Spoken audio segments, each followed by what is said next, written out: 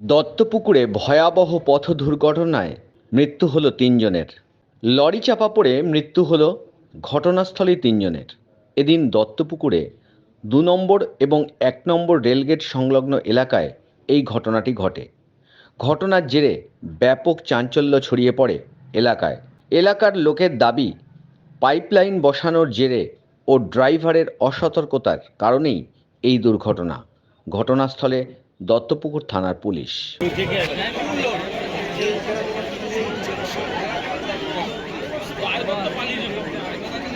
Actually ওখানে যা শুনছি যে পাইপলাইনের ওখান থেকে পাইপলাইনেও তো গেছে, হয়তো মনে হয় ডাউন আছে মাটি। এইবার ধরুন না, রাস্তায় লরির তো কোনো ড্রাইভারদের ঠিক থাকে না, কোন দিক দিয়ে গাড়ি তুলে দেয়।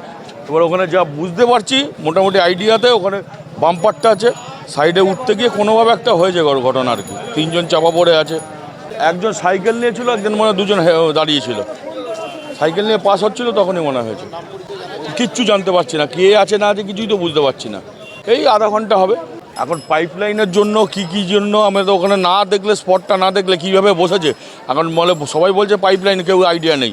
কারণ আমার মনে হয় না যেইভাবে আমার যা ধারণা, পাইপলাইনের দোষ দিয়ে নয়, ওটা মনে হচ্ছে কী ঘটনা ওখানে পজিশন আমি যা দেখছি, পাইপলাইন কিন্তু পুরো নয় দায়ী, এই ড্রাইভারেরও মিস্টেক আছে। আজকে 3 জন আছে বলে শুনেছি এখনো পর্যন্ত।